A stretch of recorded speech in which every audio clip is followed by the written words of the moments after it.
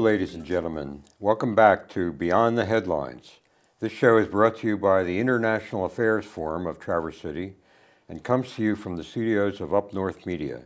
Karen Puschel is the producer, and I'm your host, Jack Segal.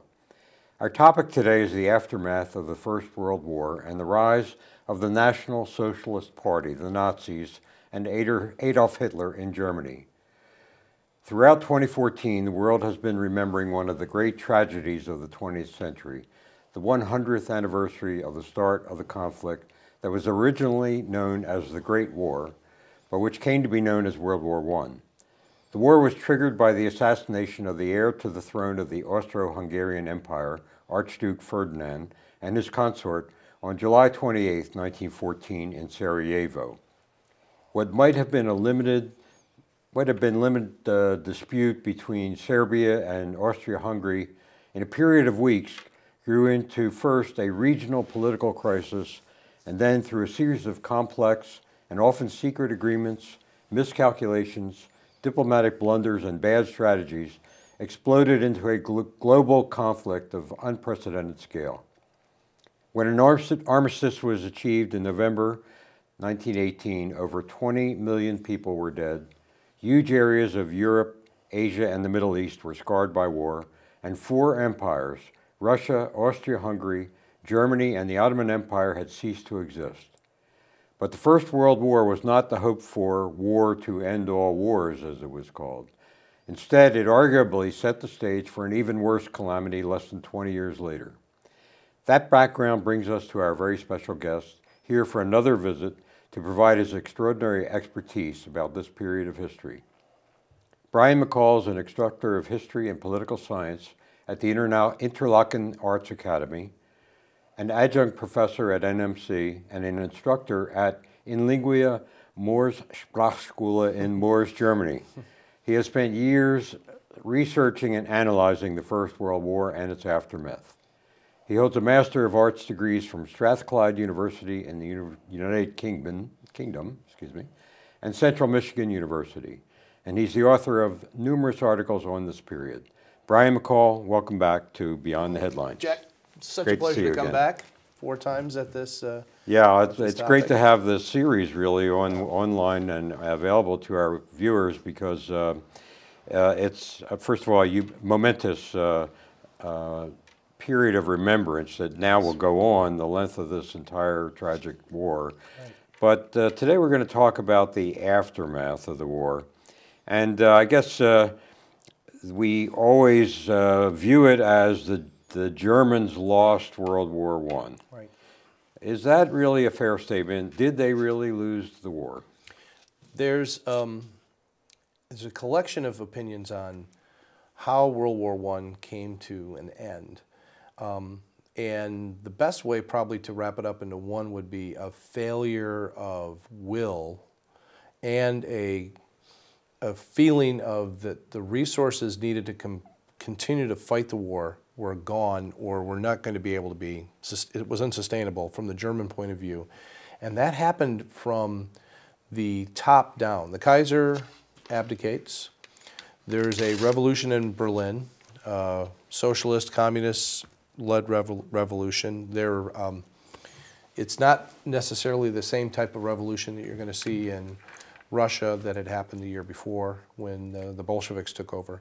But what began as a revolt, a mutiny in effect by the German Navy, kind of cascades through this northern part of Germany. The German Navy, in effect, the rank-and-file sailors refused to sail, refused to fight. And they took over their ships and removed their officers. And this is going to happen in late October, early November of 1918, while the peace negotiations had been going on, too. The period up to that point is some of the most fierce, ferocious fighting of all of World War I. That's quite a mouthful. That is quite a mouthful.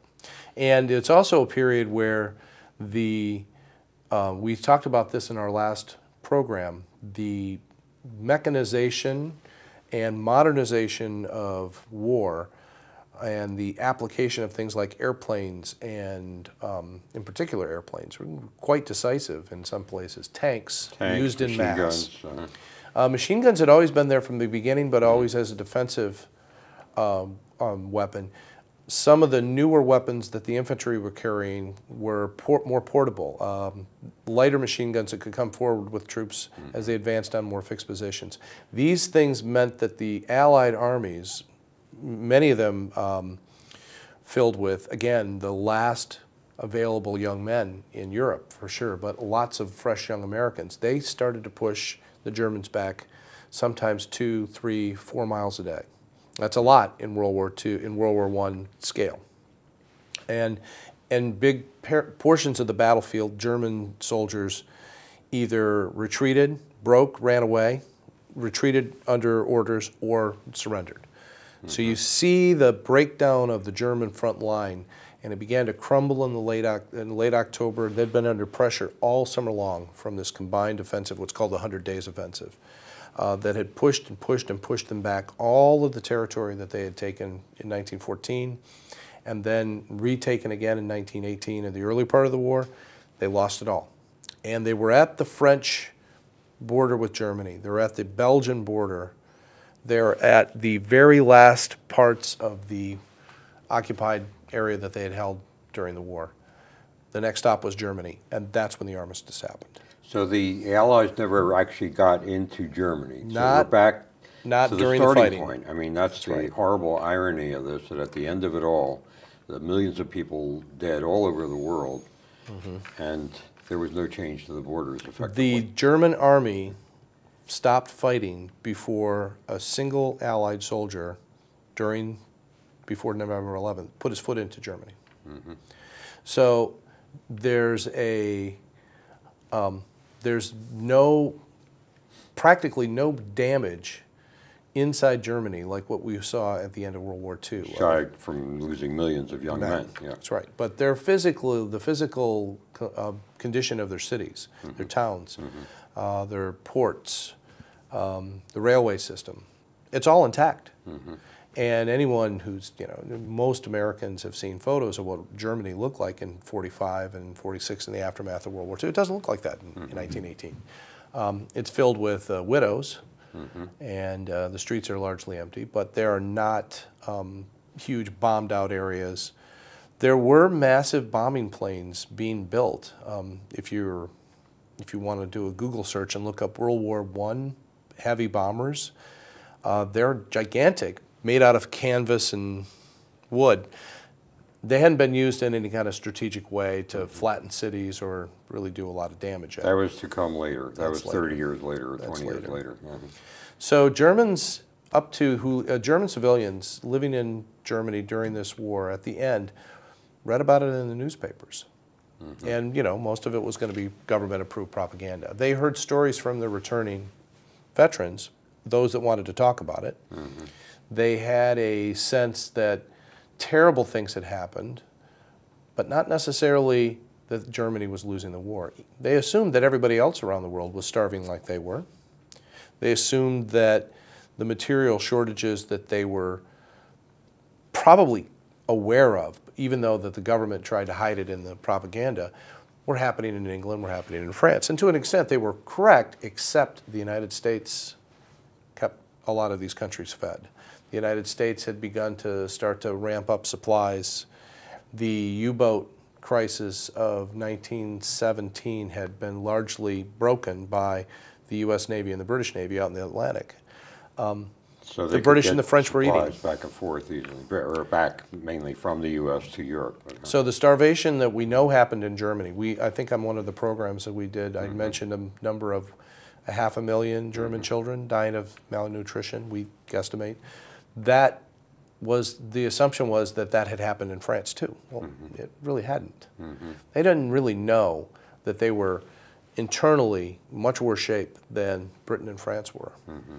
So that's a big, big part of this story. Of where so what happens in November 11th, 1918, a peace treaty or an armistice, a ceasefire, is agreed.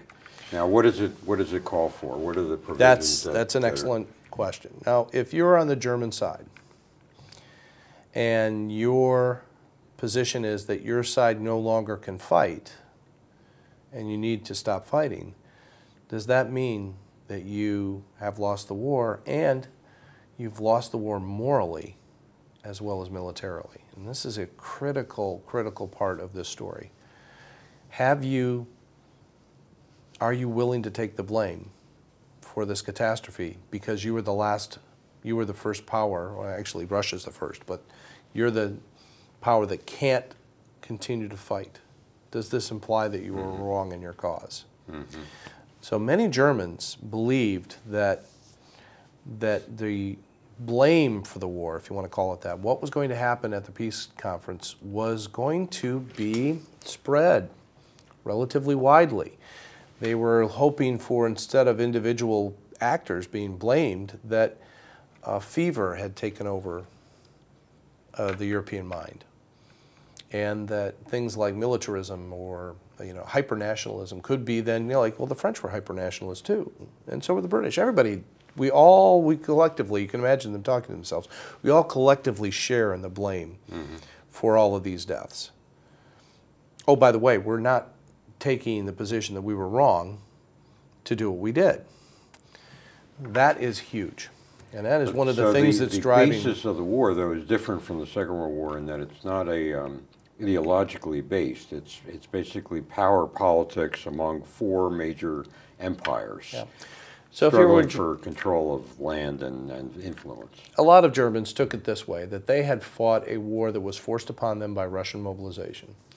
That the alliance system between the French and the Russians predicated that they had to attack France first as a defensive measure to prevent the French from attacking them. They saw their entry into the war as justified as national defense, not some kind of crazy war of aggression that they were trying to colonize places or subjugate other countries. They really believed that. And to be told that that is not legitimate, that was not a legitimate cause, to attack first through neutral Belgium, which is what brought the British in, and then to penetrate very deeply into France, come close to Paris twice, devastate that whole section of the French countryside up to the edge of the Western Front. This is all defensive. We have to do this. We had no alternative except to fight. You cannot blame us for acting in our own national interest. So this is where the people at the end of the war are not filled with guilt about what their country had done. So who is at the table for the Germans? Who are they represented? That's a really good question too. As a result of this socialist revolution, the German High Command, when they sue for peace, after the Kaisers abdicated, they also, in effect, abdicate their responsibility to act as representatives of Germany at the Versailles Treaty. They, in effect, give it to the socialists and say, you know what? They were the strongest party in this new parliament. That's right. And we're going to let you, in effect, take the fall for our inability to win the war. When you come back from Versailles with a very flawed, terrible deal for Germany, that'll be on you, not on us. We did our part. We tried to win the war. So what was the deal that they had to bring home, which must have been a shock? This is one of our big questions, is where could the Allies have gone at the Versailles Treaty? And you know, as someone who's been involved in politics and in diplomacy and military issues for a long time, how many things around the world have been affected by what happened in that bout? It's incredible. It's unbelievable. It was one of the most amazing and terrifying events of the 20th century. Takes place in this beautiful location, the Hall of Mirrors, where they signed the whole thing. How cavalier so many people around the world were treated. There's a whole other series on the Middle East that starts right here. Yeah. Yes, we don't need to even go to that one, but the idea of what happened at Versailles, and then you can kind of go back. Okay, well, you know, can we make historical judgments using 21st century's understanding of like national origin and self-determination of peoples? Can we use those frameworks to judge people 100 years ago who were living in the midst of, you know, unchallenged colonialism? They were proud of their empire. And Churchill is an imperialist till they put him in the ground, until probably until his death. At that point, they didn't see they don't see a correlation between the way that they treat the Germans and the way that they treated their colonial holdings. They're so cavalier in the way that this is all cut up. The map of, everyone in America has probably got a pretty good idea about what Iraq looks like on the map. They might not know where those lines were drawn and who did them, and why they're so straight. Yeah. Different Secret spots. meeting in 1916 between Sykes and Picot, British and French, and suddenly you have a border, which didn't ever exist before. The aftermath in the central part of Europe is a little more, most people who look at what the Versailles Treaty did in creating these new countries, Czechoslovakia, Yugoslavia, the left, or the Austrian Empire, the Hungarian-Austrian Empire had completely fallen apart as a result of the war, which they had largely instigated. But we don't talk about Austria very much as a big player in 20th century politics. This little neutral country. And there's not much sympathy for, or love lost for what they had tried to do. So when it was broken apart, most people who study this story of the Versailles Treaty don't spend a whole lot of time on, however that was going to be settled was based on the people who were, most affected by it. So that's a separate thing. But this German question is the big one, because this country had not broken apart. It was, it may have been battered, but it was not disunited by the experience of the First World War. So territorially, the bulk of Germany was still intact. It split in two with the Danzig and the Polish corridor, and turning that into a Polish city or a free city. There's the loss of territory to the new state of Poland that's pulled out of what was Prussia. There's the displacement of millions of people. But politically, I mean, when we started these programs, we did the first one on Germany and the building of modern Germany in through the 1860s to 71. This is a new, recent creation, the German Empire. Under the pressure of World War I, it didn't break back up into little small countries again. It became still, there was a sense of being a German as a national identity, and it got probably in many respects stronger in the aftermath of World War I, not weaker. So where they're splitting up Austria-Hungary, the people who are left inside what is today Germany probably doubled down on their feelings of nationalism. Another critical component to this story about what's going to happen in the aftermath of the war is German nationalism does not decrease in importance. In fact, it probably gets magnified. Now, what territorially, they conceded territory on their French border? They do. The French occupy the coal mining area called the Saar, S-A-R-R, and hold it through most of the 20s. They have I would call it kind of a pretty hard, heavy-handed occupation. They make the Germans who live there feel pretty, they know that they're being occupied by the French. How much money the French got out of Germany during this time, we'll talk to hyperinflation in a second, is an open question. But the bill for the war, in effect, is given to the Germans. So they have to pay. They got to pay in gold. In gold to the French and to everybody, the other allies as well. All right. And, in a country that had, like the rest of them, had totally turned their economy inside out to win the war. And all these places had transformed themselves into wartime economies to better, more successfully or not. Then the treaty comes down to Germany is to blame almost entirely. There's not much left of Austria-Hungary to blame. They're gone. And the strongest country left in Europe, which was to the French and the British, who basically drive this, and the Italians. We'll talk about Wilson in a second, but they're told, the Germans are told, this is on you, and it's on you because we know you can pay. So they have to pay huge reparations, billions and billions. They have to give up territory. They're already financially weak. And politically, the socialists now are both in charge and getting the blame for what comes next. That's right. What happens for the German common citizen?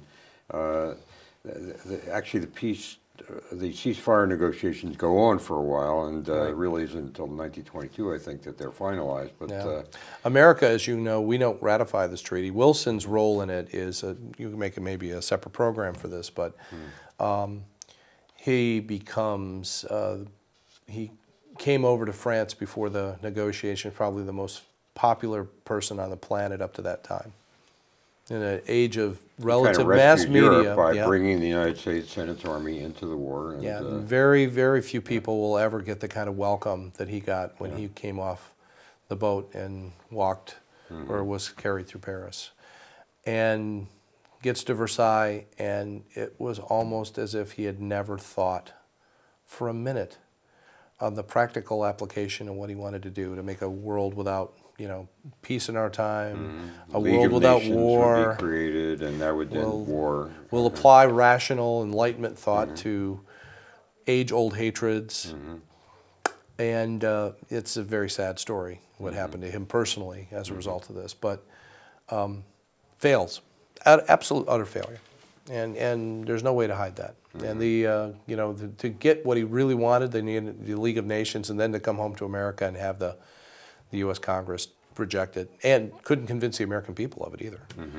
So it's not like the Congress acted independently of public opinion. Most people did not want to be formally involved in international affairs if they were Americans. This 2-year... We're back to isolationism, and we want to stay out isolationism of in mind. Yeah. It's not in reality. Yeah. There is no isolationism in reality, but in mind, that's our preference. Again, one of these things about this period is, you know, I've often talked to you about, I love counterfactuals as a way to get students engaged, to start playing what-if scenarios, which implies they need to know what really happened. I just had this.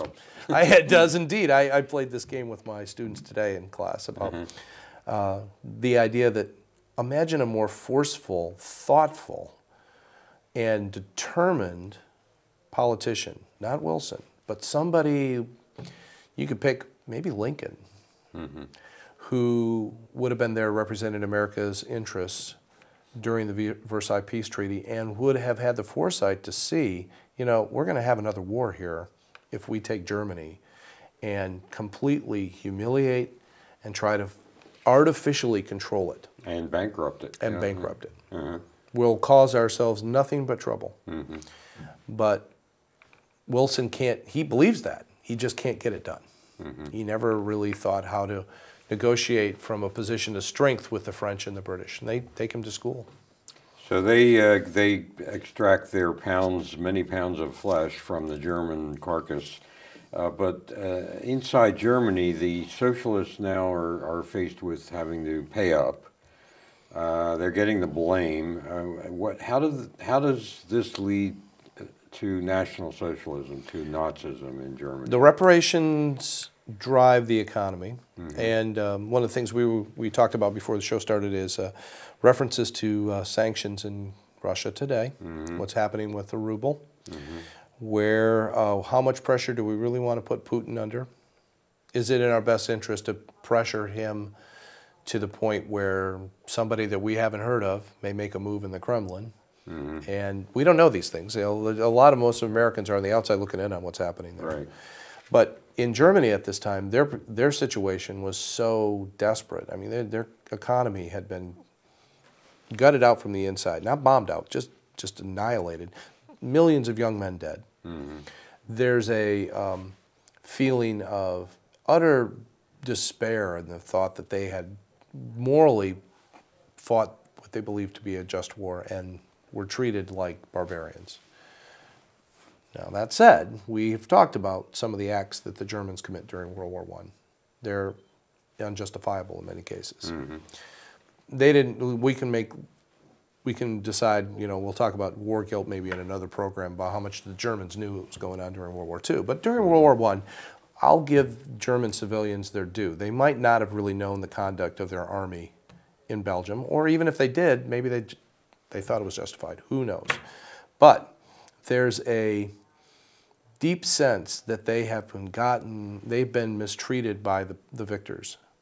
And the average German probably blamed the socialist government as much as they blamed the British and the French and the hapless Americans in this case on how this had happened to them.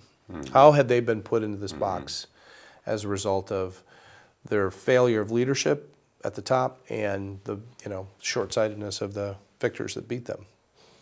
But how does this lead where a corporal in the German army... He's coming. It suddenly starts... I mean, we're not talking about a long period of time here. We're talking about 10 or 12 years. Right. A virtually unknown, non-existent political movement, the National Socialists... you could probably fit all their members in the rise up from Munich and rather, I mean, extremely rapidly become the force in Germany, political force in Germany. There's a weakness at the top, okay, and it starts there, I presume, and then this blame. Mm-hmm.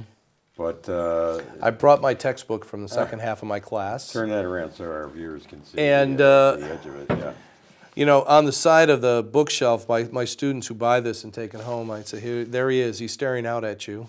John Keegan's The Second World War. Okay. And on the cover, I mean, that kind of says it all. I mean, is this one human being the cause of the greatest catastrophe that probably we will ever, let's go to hopefully we'll ever see? One person. But he comes into a political and economic and social situation. And he does. So let's do the hyperinflation. Okay. And the banks... I'm going to turn this around so the viewers can see that. Yeah. Right. The banks of... the banking system is destroyed by the German government's decision to turn on the printing press. And they're not the first people to do this when given a bill that they can't pay to start printing money and devaluing the currency. But I think the European Central Bank is doing it right now. We've, there were a lot of people in America who were really concerned about quantitative easing that the Fed was doing here. Yeah. And they're starting to back off.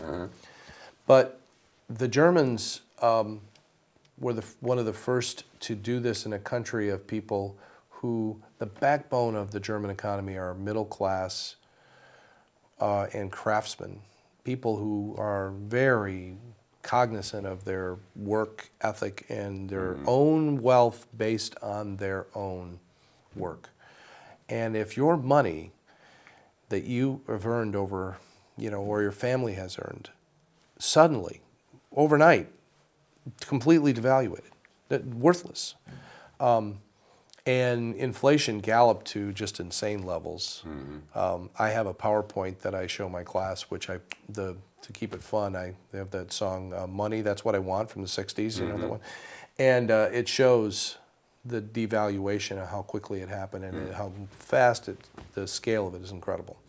It doesn't stop until the United States banking community kind of approaches Washington and said, "We got to do something about this.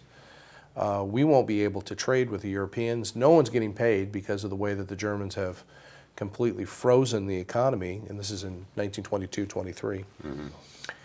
And the United States intervenes with what's called the Dawes Plan and begins to loan money, real money, not fake money, to the Germans, who in turn can then pay their reparation bills, to the French and the British, who in turn can pay their war debts to the United States, where they had borrowed, from pillar to post to pay for their war.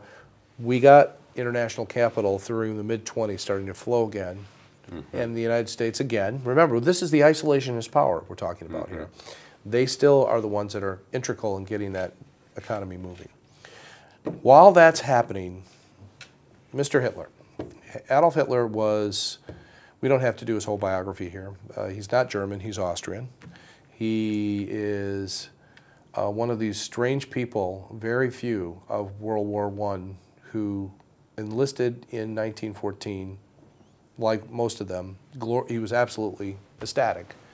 wanted to get into fighting so fast that he had moved to Germany before. He was so excited to live in Germany as an Austrian. And makes it through the whole war unscathed, relatively. He goes in the hospital a few times, but one of 3 survivors of his original regiment of something like 1,300. Amazing. And he's not a highly decorated. He doesn't advance through the ranks. He finishes the war as a corporal, but is not a coward, by all accounts. Very brave, brave under fire. Used as a courier through a good portion of the war, which is a tough job during fighting trench warfare. From trench to trench, yeah. And his compatriots in the trenches, when people asked him, especially after World War II was over with, and if there were any surviving veterans from World War I who remembered him, he never gave up. He never lost hope. He never accepted that they had been defeated. And when the armistice is declared, he's in a hospital recovering, shocked, absolutely cannot believe that this is over. And that is the beginning of his transformation. Probably began to polish his speaking skills while he was in the military, and his political thoughts, as you want to categorize them, really start to develop at that time. And that's when he ends up in Munich and starts to engage with other disgruntled, disaffected people from the left, the returning veterans of the war, many of them who kept their guns. As they marched back from Germany, they didn't surrender their weapons. And he hooks up with the people who are the precursors or the founders of the Nazi Party, the National Socialist Party.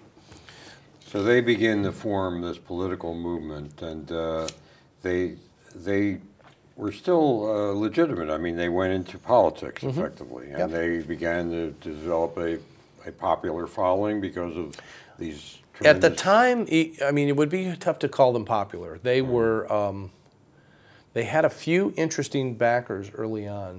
One of them is Ludendorff, who we mentioned in one of the he's one of the top generals from World War I. His friend, Paul Hindenburg, or not friend, his colleague. Compatriot, sort of. Never. As Hitler grew in more and more in Hindenburg, he was absolutely rejected Hitler. That was a terrible, horrible development. But Ludendorff was there right from the beginning. You'll see a lot of photos that I think they're going to be added into our program of Hitler and Ludendorff in the early years. Well, Hindenburg is from the elite aristocracy, military elite. He's a Junker. He ran. Here's this guy who's basically a nobody. Failed painter. Yeah. If you've seen any of his paintings, the Army, by the way, the U.S. Army, do you know about this? The American Army holds almost all of his paintings. Oh, I didn't know that. Yes, they have a whole gallery of Hitler's art. As you can imagine, they keep it under lock and key. Yeah. But this party, if you want to call it that, it's a collection of cranks mostly. And they're people who begin to air, if you were on the outside looking in, you could maybe say legitimate grievances. I mean, we've laid out this case of where the Germans feel they've been treated poorly. But then they will leap immediately to saying it's all the fault of the Jews. It's all the fault of international capitalism led by Jews. The anti-Semitism that drives a lot of this comes out very quickly. And this is very attractive to Hitler. And to the populace, I would think, ultimately. To a point. Yeah. I mean, there are a lot of Jews in Germany. There are a lot 10% of the population. Yes, and I don't know if we mentioned this in cemeteries from World War I. How odd it is to see the German ones, and occasionally mixed in with crosses are Stars of David in German cemeteries. So many Jews fought and died in the First World War. One of the very last categories that lost its exemption from being swept up in the Holocaust were German World War I veterans who were Jewish. Yeah. But at this point, how much anti-Semitism, how much war anger at the war reparations, how much feeling of loss and resentment because of what had been done to Germany. It's hard to get a handle on it until Hitler works his way to the leadership of this little party. And he sees this opportunity to use this group and co-opt it, take it over, and make it his own. And he does that within about a year. By 1922, this is Hitler's party, not anybody else's. He starts to show up in newspapers at that time. And then we get up to the failed coup, the putsch in Munich that's going to happen in, I believe, November of 23, when he concocts this plan with the secretary, basically the governor of Bavaria.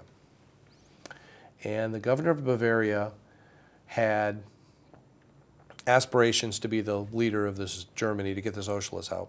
And the first thought was, let's take over Bavaria and have a putsch of the Bavarian state government. From there, we will launch our next move to Berlin, following in some respects what Mussolini had done about 1 year before 1922. So just to keep this straight in the viewers' minds, though, we've got the socialists who are kind of on the left side of the spectrum, but they're not Bolsheviks. They're not, but they sort of have an affinity there. And then you've got the National Socialist Democratic Party, and they're carving out a political space that's somewhat different from the socialists, although it's in their name. So many people who are kind of like have cursory knowledge of the stuff or know the terms, but when they hear communism, and it drives me crazy as a political science teacher, they hear communism and Nazism and they equate them. They say they're the same. What you get is the methodology of both of these movements are similar. When I'll diagram this for students, I'll do these two lines where you basically, if you cross them, you've lost legitimacy in democratic politics, and that's when you believe that democracy should be used to end democracy. So you're fundamentally against democracy. You never want to use you only see it as a means to the end, which is power. And the other one is that you have an acceptance of violence and death and murder to people who disagree with you. You cross those, you're no longer in a legitimate democratic party. Both communists and the National Socialists, the fascists in Italy, cross those lines. And the fascists and the Nazis on the right cross them with joy. They have no problem blowing through both. They'll lie about democracy. They don't necessarily lie, how should I put this? They do a very poor job of hiding the murders that they commit in the name of their movement.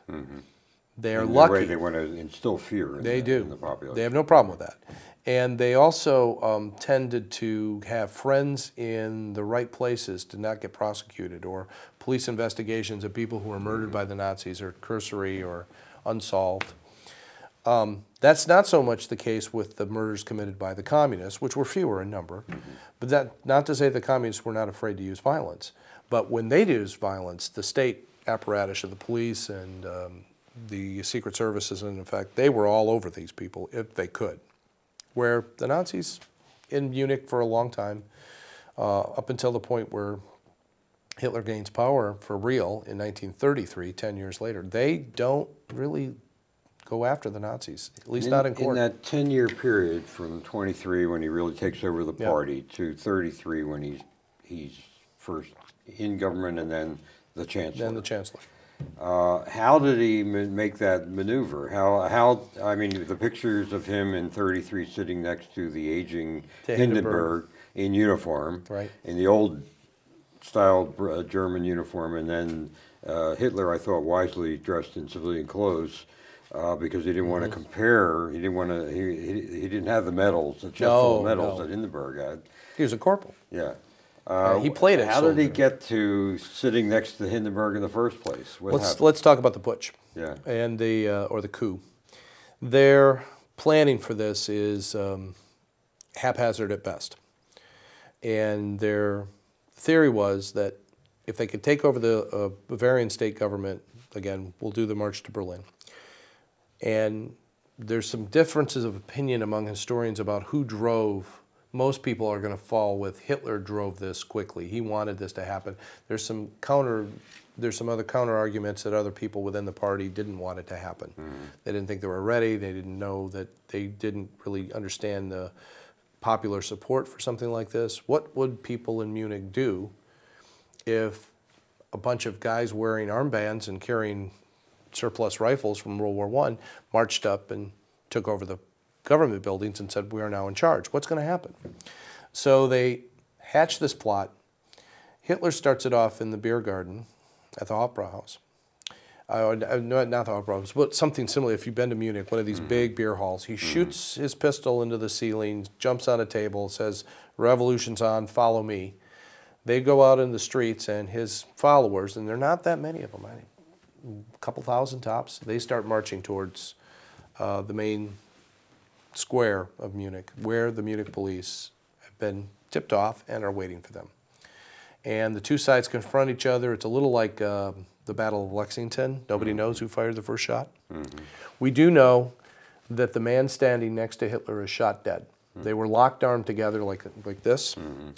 And on my board in my classroom, I'll always take out a ruler and put 18 inches, because that's how close it was from the bullet that killed the man next to Hitler's heart. And what the world would be in, where would we be? Where would we be talking about now? Yeah. That's a great counterfactual. Had he dropped dead in Munich in 1923. I'm a big fan of Downton Abbey. And I've been really good not to jump ahead and buy the BBC stuff and watch it all ahead of time. So I'm right on the same page if your viewers are PBS watchers. Last week's Downton Abbey, he's not mentioned, but he's referred to at last. One of the daughters of the Lord, her lover is missing, maybe assumed killed by the Nazis. And there's this passing reference to, his leader talks about the Jews as the fault of all things. They like to beat people up. He's not famous at that point yet. So, well, we're not going to have we're not going to get too far into it. We've only got a couple minutes left. We're working. We're working. Yeah. He doesn't get killed. He goes on trial instead, and the Germans are, without TV, have the equivalent of the O.J. Simpson trial, and it's covered widely throughout Germany. And what he does is, in fact, he's got nothing to lose. He's got a platform and an audience in this courtroom, and he in effect flips the court's purpose onto the court itself. And he says, I'm guilty of everything you accuse me of, if you accuse me of loving my country and trying to save it. And if you accuse me of feeling that we have been mistreated and that the Versailles Treaty is criminal, then yes, I'm guilty. And that's another great what if. They could have, it's treason. Instead, he gets a suspended sentence, spends about a year or two in a prison, time to write Mein Kampf, raise more awareness to who he was and what he wanted to do, and runs this through to coming back in 1929. This is critical. Our crash of our economy in October 1929, probably more than any other outside event, opens the door for him to come to power. That really sets the stage beautifully, Brian. We have the crash of first the American and then the global economy of 1929, October 1929. Hitler is going to come to power within 4 years and be the chancellor. And that's that period in itself really... It's such a strange jumping period. Off for our next discussion, I think. If you'd been in Germany in 1927 and 28 and you were reading newspapers, you probably would hear about him, but it would have been as a has-been. And Germany's economy, thanks to the Dawes Plan and other factors, it had never been destroyed physically by the war. They began exporting, beginning to rebuild themselves economically, and by 1929, October, robust, strong, suddenly everything's changed. If we want to wait till next time, we can talk about the moves between 29 and 33. I think we're going to have to, because we're just about out of time. So I want to thank you, Brian McCall. As usual, you demonstrate this incredibly deep knowledge and really putting things into a context, and I will look forward to well, let's do it this soon. 1929 to 1933 period and then beyond, and maybe talking a bit more about how the models that we're looking at of this period, to the end of First World War to the beginning of the Second, may provide some clues to the world that we're looking at today and how we might do better. Let's hope. Right. I'd like to, on our next program, talk about maybe a little less about Hitler and a little more about average Germans and where they were as this began to happen within their country. I look forward to it.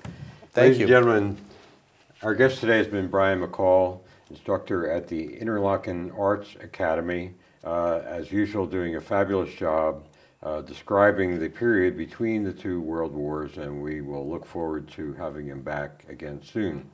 If you're interested in the International Affairs Forum, you can find out about our programs online at tciaf.com. tciaf.com. We have a monthly lecture program, and we have many things online and lots of new activities. So have a look at that, and you'll see that this wonderful organization, which has been in the Traverse City area for 2 decades and more, is really trying to raise the level of knowledge of the situation around the world. Thank you for being with us on Beyond the Headlines. And thank you, Brian McCall. Thanks, Jack. Great job.